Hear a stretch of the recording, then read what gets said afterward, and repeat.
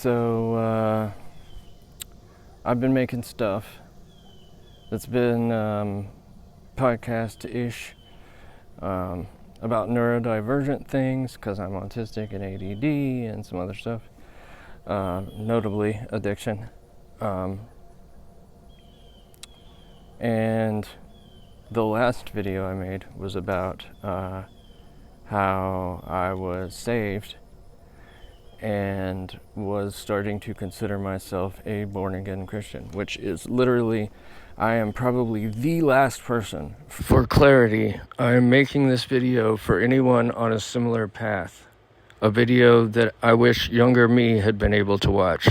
I truly hope it helps to see what it was like for me, and maybe it won't, and that is okay. For 44 years, my entire adult life, have judged people that were Christian. Like, how could you be dumb enough to believe stuff in a book written by people, compiled by people, about some guy who was probably a schizophrenic, and like, maybe he really believed he was the Son of God, because I mean, the stuff he did was, you know, I don't mean the miracles, I just assumed those were all like, crowd,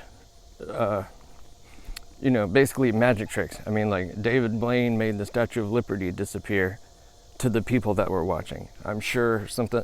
So basically, I mean, I had every like judgment, every reason, I thought, I mean, I still feel weird saying, like, follower of Jesus. Like, saying the word Jesus still feels weird because it's so, like, it's very new that it doesn't mean almost an insult. I was around, because of my wife, I was around a lot of Christian things, I went to church with her a lot. I saw a lot of Christian people. And when I say Christian, I don't mean all of these people were born again followers of Jesus. There is a big difference. There are a lot of Christians that go to church on Sunday, and that's really all there is to it. When I was little, I was raised Episcopalian, which is almost like Catholic, and we went to church on Sundays sometimes.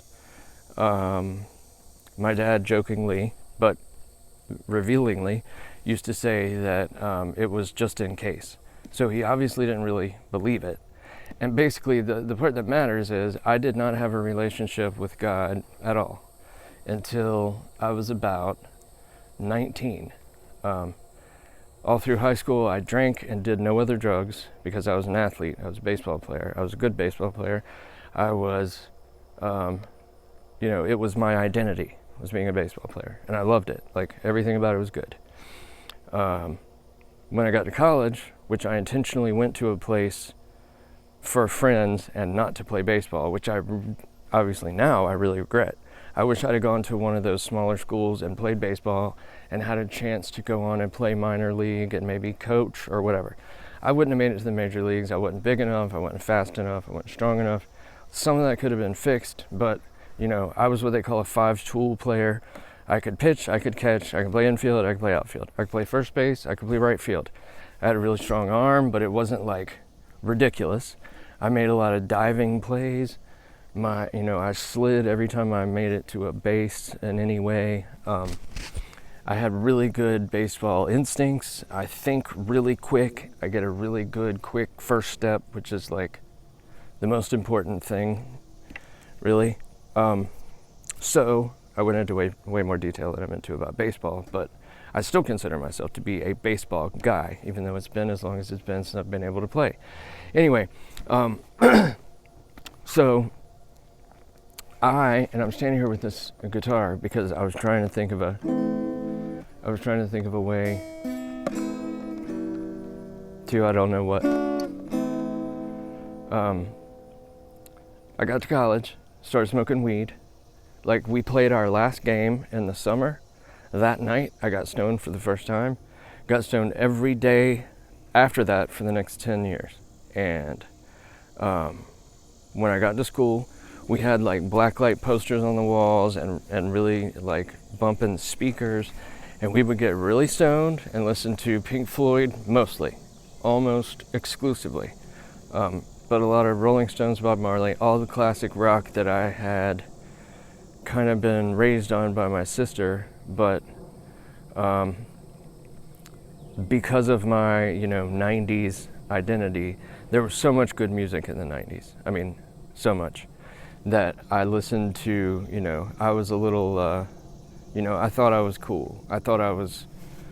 In a way I had a really weird complex about myself and the world and my family and life and all that. But, most people, I think, I was told later that a lot of people thought that I was like cool because school would get out and I would leave. I would leave for lunch. It was usually because I had a girlfriend that I was like totally into. But, sometimes it was because I was drinking, hanging out with baseball friends. We skipped a lot of school. I was able to miss a lot of school because of baseball. So people thought I was cool because, I was a little bit aloof, I guess. I was able to make straight A's without ever really trying in school. But math was a problem. So here we get to what I'm getting to. I was sitting around and listening to Pink Floyd and smoke weed, mushrooms, we got into everything.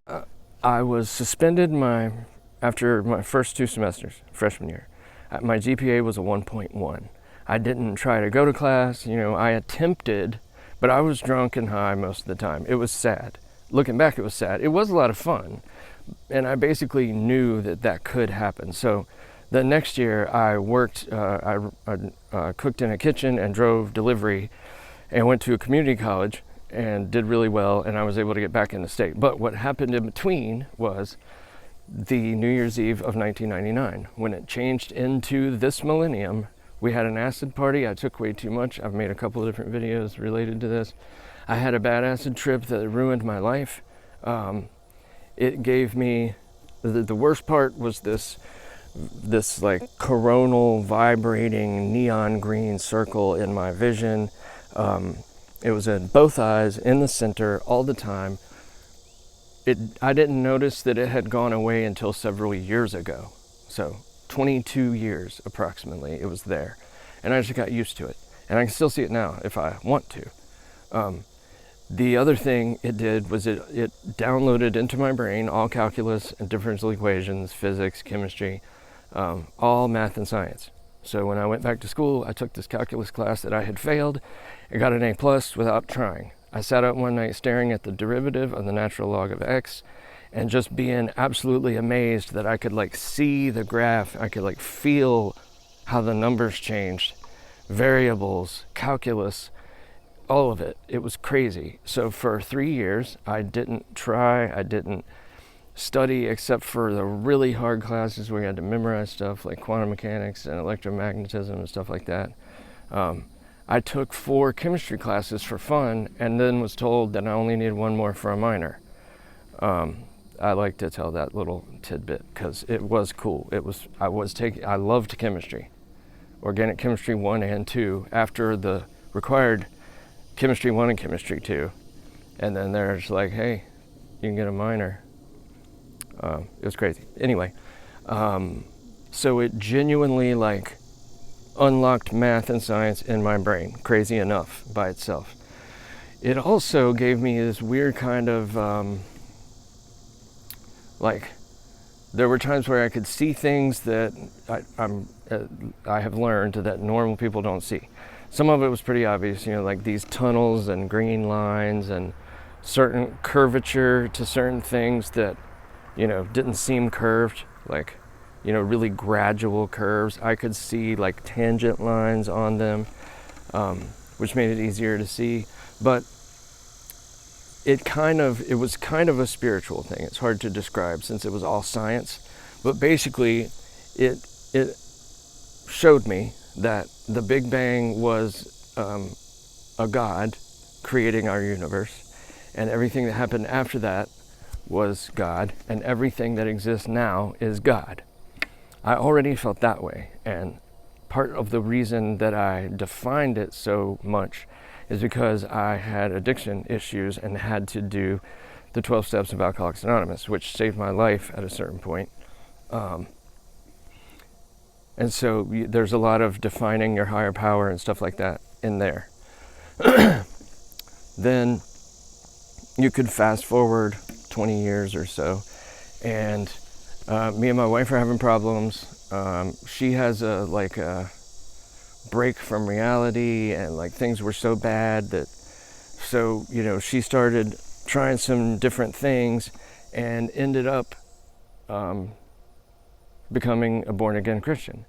And for maybe a year and a half or so, we tried to make it work with me basically unable to understand what she was doing, because I still, you know, I was glad that she had found it because she was in a really bad way. But, you know, it was, I still felt the same way that me and her had both felt for 20 years, which was, you know, that it was a bunch of suckers, that it was a cult. How could you be dumb enough to actually believe the Bible is the Word of God, et cetera, et cetera. So then she's a born-again Christian, and she believes the Bible is the Word of God, and it's crazy. So I see her getting healthier and healthier. I see her able to do things she wasn't able to do. And then things kind of came to a head between us because we had different values, and there was stuff with our son, and so she literally moved out. She had met a lot of people in church and moved into a house of some people that were, you know, unquestionably good and healthy and stuff. So there was no like worrying about, it took several months, but we eventually got to the point where it was like, okay, we're just going to do this until something changes. And as time went, she got kind of better and better, and I kept going to church with her, you know, not every single time, but most of them. And we would still get in arguments, and then she would, you know, go back to her place, and she didn't spend the night in our house for months and months, like close to a year. So several months ago, or 5 or 6 months ago maybe, I started listening in a different way. Something started to seem different. I would cry in church frequently because of things I would see that I would think were beautiful. You know, like people talking about how they were going to die and now they're like this whole free person, like amazing stuff like that. Where anybody would think the change is amazing, whether you believe in Christianity or not. Cat, I'm serious. Come on. This cat just had kittens. She's living inside. She's normally an outside cat, but she still likes to go outside to go to the bathroom. So I let her out a little while ago, then I realized it was getting late. Lights going down. By the way, turn a little bit more beautiful of the sky back there, instead of my ugly face to look at. And this hat, you know, it's probably kind of on, not straight. This was my sister's hat. I have a video. She was a quadriplegic from a really bad accident when she was 19. I was 12. We knew she wouldn't live a fully long life, and she has passed away pretty young, not that long ago.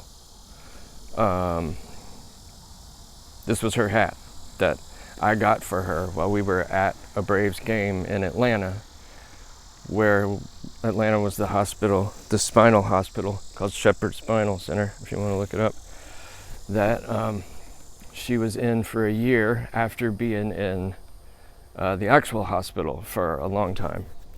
And then she came home when I was like 13.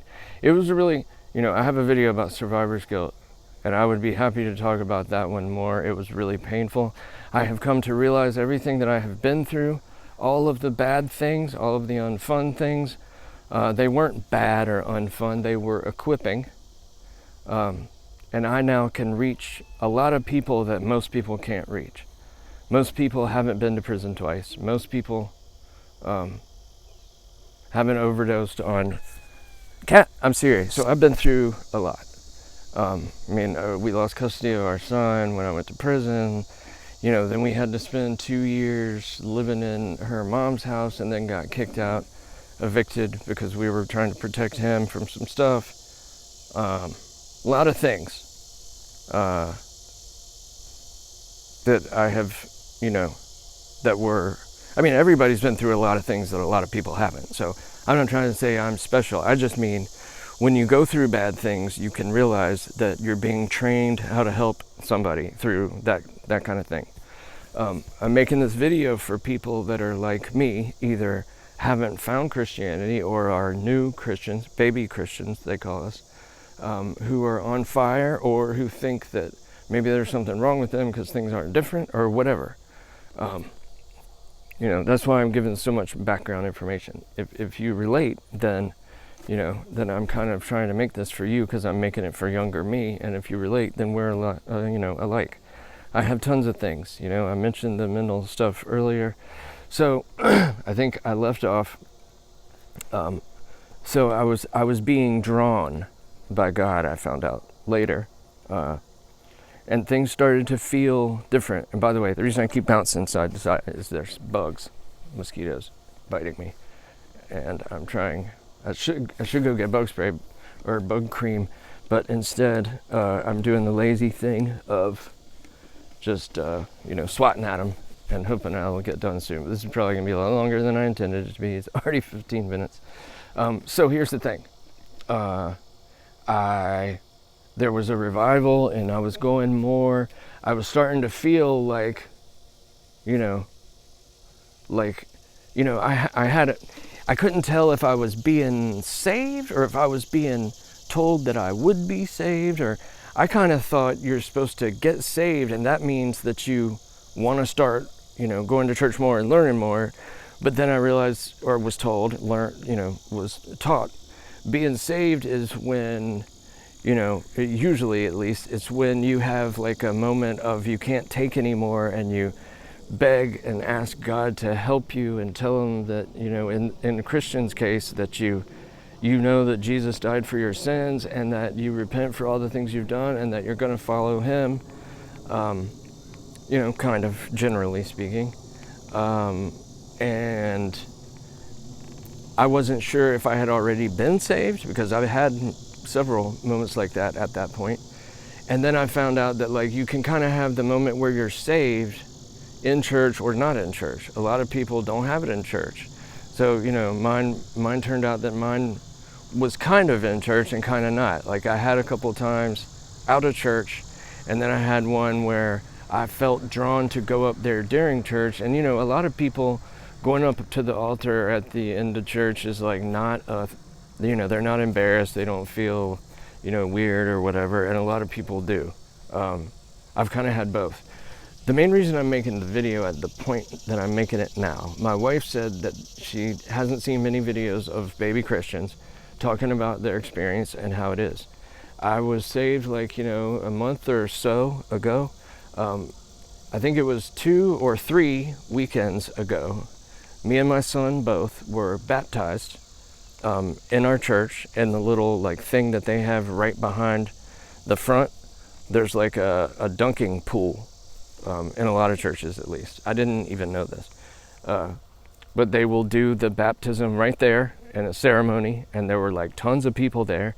And I knew that they had to have been there for other stuff because I really always assume that people don't notice me, don't think about me, don't care about me. And it's partly out of humility, and I feel like that's a much better way to be than assuming that everybody notices you and thinks about you and thinks you're awesome. But it's also partly out of, shame and trauma and a lot of other stuff. So, the fact that some of them were there to see me and my son was, it was pretty amazing. It was overwhelming. My pastor said some things about me that I didn't even know he thought about me.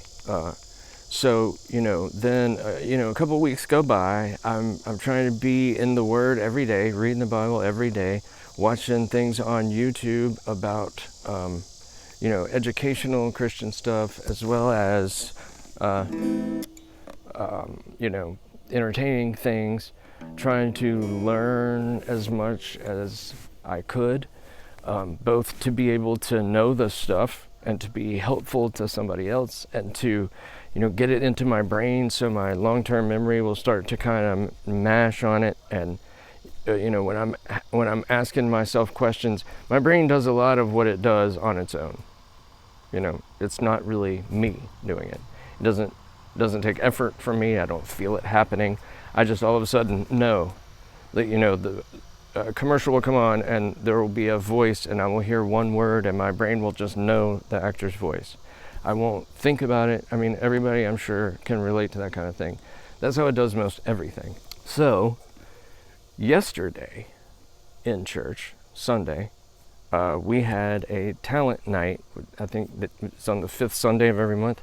When I got baptized, I became a member.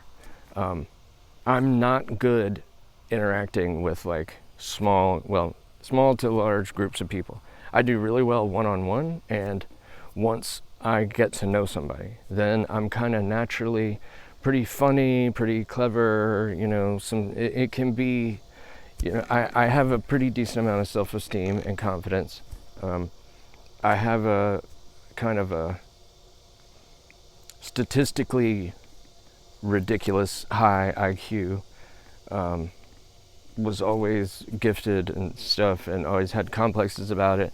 I don't say the number. I haven't said the number in a long time, for a lot of reasons. But I've had complexes where people think I'm talking down to them, and so it's like it's caused like a whole thing. So at church, me and my wife talked about we were going to sing a song. I've never sang in front of people, never. I recently have sang in front of my son and my wife, but not like, you know, a whole song trying to do well type of thing. So this was literally the first time, and I was pretty sure that I had a pretty good voice, but there were times where it sounded really bad, and I knew that I was probably hearing something that wasn't really there. Plus, you don't really hear I have a video where I did Yellow Lead Better on YouTube, and I thought it sounded amazing, but it got very low views and nobody thought it sounded good. So it's like, okay, I just think more of my voice than there really is. So I have avoided singing in front of people, because if I have a bad voice, then like, you know, if I find out that I don't have a good voice, then that's over. There's no like wondering whether I have a good voice or not. But it wasn't really on purpose. It was just like kind of a fear. I don't want people to think that I think I have a good voice, because I don't really. I would love to know what people think, but I was too scared to actually sing in front of people. And I was thinking about how, you know, pathetic that was. And then I thought about a lot of people have that. That's not that pathetic. But we get over there and she tells me, there's this stuff I want to say, but then after we can sing. And so at a certain point, she went up there and then she got to the end and she said, all right, you want to come over here and sing? And everything about me knew that I was going to say, no, I can't. But I just stood up and walked up there. And I wasn't terrified like I've always been. It was really weird. So we sang this song. It's called Truth Be Told. It's a Christian song. And afterwards, I'm going to limit, you know, my remarks to just a few things. And there were other things said, and like, I don't think that like we were amazing or whatever, but one person, like in remarks to the whole church after we sang, pointed at us and said, and they took the night. And I was absolutely flabbergasted. And then we go outside and somebody that we've talked to a few times but don't know very well said, oh yeah, when y'all started singing, we turned around and we were like, whoa, like people were talking about how really good it was, which blew my mind. And then our pastor, well, this was actually still in the church, but our pastor said, and one of the most amazing things I've ever said up there with my kids being born is seeing a family get reunited. And he was talking about me and my wife and son, because that is what has happened. It's incredible. I'm like in love with my wife again, something that I knew would never happen. We had had certain interactions where I knew that like scars were being formed, and like, yeah, I'd probably be able to love somebody. It wasn't like I can't love, but I really thought I probably wasn't ever going to be able to be in love with her again. And it was really depressing because she was still my wife and I still wanted our family to succeed. But, you know, I mean, that's pretty tough. So in this last month or two, or 6, you know, I'm not even really sure of the timetable anymore, but I have fallen back in love with her, which is crazy. Like when she leaves, like I miss her within an hour or two. we still function as a family pretty well as far as, business type things, like, when we have to get somewhere at a certain time, there's things that I do well and there's things that she does well, and the things that each of us do well, we, compliment the other and make them feel appreciated, and then we do the thing that we do well, and, things are going amazingly. I really do have my wife mostly to thank, because she was the one that went out on a ledge, went out on her own, went out by herself, and did the same thing I'm doing now, except with no help, and really with me at home kind of holding her back. So I give her more credit than I take on my own. But we have both done things, and we had both done things before. My son it's kind of the most amazing of all of it. He was baptized. That was completely on his own. I even asked him, I said, don't feel like you need to do this, and he wanted to badly. He was baptized right before me. It was amazing. And for him to even, he is in the Bible every day. It's amazing. But the part, like the baby Christian, like talk about how it is type of thing, like I still feel weird saying I'm a follower of Jesus. I had an idea for a bumper sticker that was, I love a carpenter. I like that. Another one just says, with God. I have lots of that kind of ideas all the time, and they've started to be about Christian things, which I do like. I'm not going to pigeonhole myself as a Christian content creator, though, because I am a very reasonable, scientific type of person. And while faith, Christianity, all of that, it's like one of the most important things about my identity and experience in the world is also, like I could easily keep making videos about neurodivergent stuff and not even have anything to do with my faith. I feel like what I feel led to make is a perspective on culture, politics, things that are going on that are relevant. We're at an incredibly critical time in the world, obviously, and our country. I have an economics degree. I was going to be a lawyer. I have a lot of, opinions, and I don't really like watching the news. I would love to not watch the news, but recently I've been watching it to kind of stay caught up, and I feel like there is a totally, a perspective of a person who is completely and totally like everybody else, but has a strong faith-like component. So it can be kind of, completely, like when Tucker Carlson and Ted Cruz had that thing. I doubt Tucker Carlson would have brought up religion in that interview. But Ted Cruz brings up this Bible verse and saying that, it means this certain thing. And I felt really strongly like I should make a video about that, because I knew what the Bible actually said, and I know what it means, and I think I know what the actual right thing to do is, and I think I see the kind of underneath the surface, the issue that's going on as far as money and politics and stuff like that. There's a lot of things that are happening in the name of Americans that the Americans that put the administration that's in power probably weren't thinking were going to be the things that were going to happen. Some of them might be, I don't know.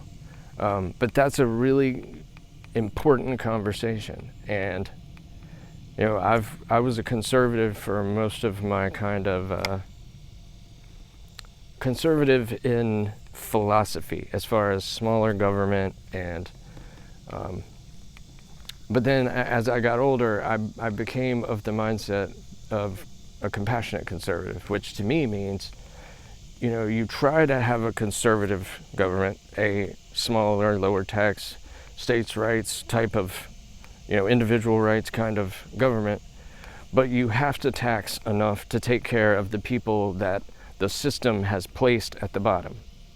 And that's the compassionate part, which includes equality.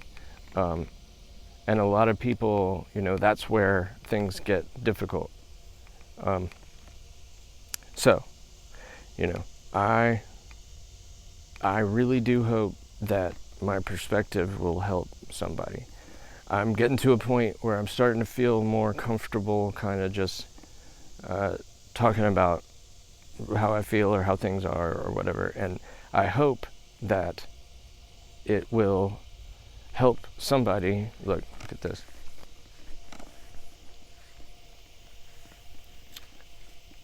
I hope that it will help somebody that's in a position that I was in pretty recently. I'm using the DJI Osmo 6 on my phone, and it's got this follow feature, so I can just kind of walk around. And I wanted to do something on the guitar.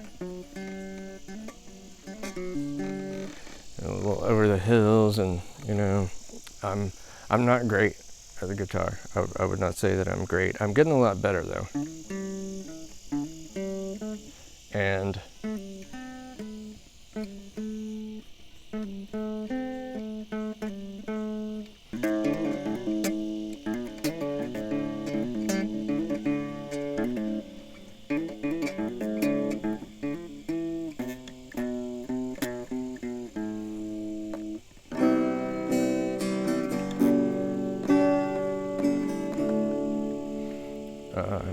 so if you like this video, or it helped you, I would be incredibly thrilled to hear what about this video was good and what was not good. I'm trying to get better at these. I have a lot of videos that are a lot of different kinds and not very many subscribers, so I know that the algorithm I'm kind of hurting myself by not doing things consistently. And I'm trying to just not care and be above the system and be successful anyway. I would love to have a life where I use my experiences and gifts to make things that help other people. That their cat, you gotta wait a few minutes. Okay, anyway, I'll try and do it in a second. But I wanted to go into a little more detail about, we're trying to do a Bible study in the morning, me and my wife. I mentioned that she didn't sleep here. Like, she's staying. We'd had to come up with a schedule for nights that she'd be at the place she's still in, versus the night she'd be where me and her and my son all lived, and me and my son still live 5 days a week. He's with her 2 days a week. But we had to come up with a schedule basically to restrict the number of days that she would sleep here, because we're trying to go gradually, and it turned out that she was starting to stay here like every night because it's now more comfortable. There were months where she would talk about how she wasn't emotionally safe here, and there were some months where she couldn't even come inside, but spending the night was like out of the question. And now she spends the night when she's not here. We text back and forth all the time. Basically, we're a couple married in love with a child that's actually loves each other again. It's unbelievable. She's 51, I'm 45. Like, we're not young. We act young in a lot of ways, but not in a lot of ways. So we do a Bible study in the morning. Me and my son do a couple of different things that we read. I try to read the Bible as much as I can. And there's certain things that, like, I still kind of feel weird. I mean, I always feel weird around other people. I still feel kind of like I'm the weirdo being weird when I'm around people at church. And I'm sure if you asked them, they would probably not say that. They would probably wonder why we're not around more, And we stayed after last night and talked for like an hour and stuff. I feel like last night, me going up there and singing kind of showed them that I'm willing to look stupid, and then I didn't look very stupid. And so it was kind of like me saying, you know, I'm one of y'all. I'm not just going to sit out here and watch everything. I'm going to participate in our church. So maybe it wasn't that, but that's kind of how it felt. Like, I talked to a couple of people last night that I don't think I've talked to very much before. Matter of fact, there was a thing that they do involving music that they said we should come to. So, you know, I love music. I've always prayed and hoped so hard that I am correct when I think I'm singing well, that I actually have a voice that sounds good. I hope it's so bad. I would love nothing more than to be able to, you know, be a musician. I mean, it's the easiest way to say it, I guess. So, you know, like, I haven't turned into, hey. Okay. Anyway, why is this turned down? Why? So, when I say Jesus, I still feel weird. I'm still having trouble getting my routine tuned. You know, I'm trying to be, I had my shoulder replaced a year ago. The whole joint, you know, sawed off, new joint. It's not healing right, it's healing, but very slowly. It makes it so I can't really exercise normally. I can't dress normally. I can't brush my teeth normally. I can't eat normally. So it changes everything. And it's a challenge. When I use it a fair amount, it hurts really bad, and I can't use it as much. So it's a challenge figuring out what to use it for. And so that factors in even to my, like, when to take a shower. I've been in too much pain to take a shower before. I've taken a shower and then made myself in too much pain to get dressed. So it's an incredibly frustrating and difficult, you know, like, chronic thing. But it is getting a little bit better, and it causes issues with sleep, and with, like, when to go to sleep, how long I can stay asleep, when I wake up, what I can do. So it's kind of, you know, throw it in with everything else, and it does make stuff harder.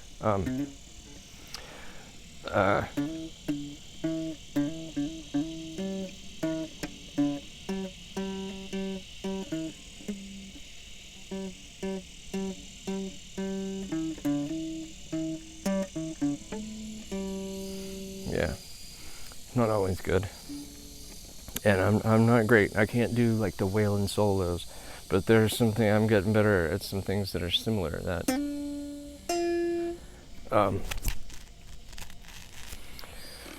So, like, especially if there's questions, you know, baby Christian questions.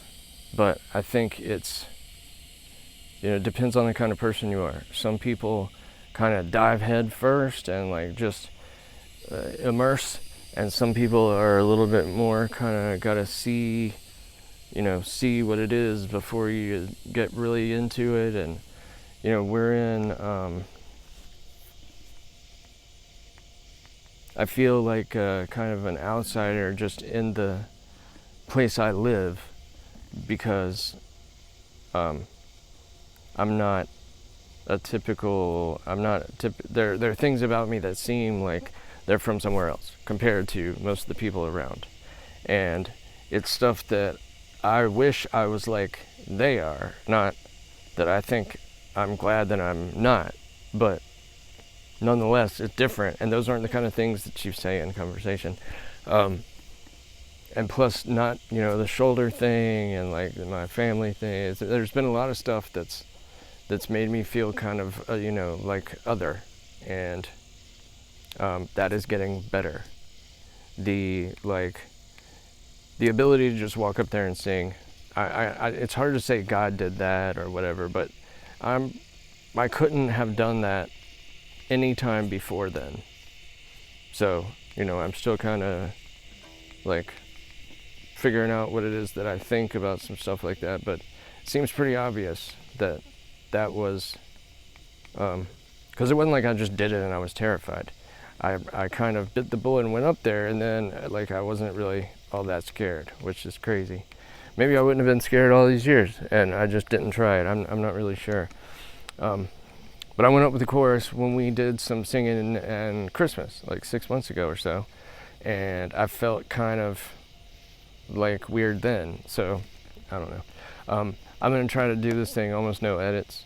You know, there were a few dumb things I said, the cat screaming, but I hope it helps somebody. It's getting dark.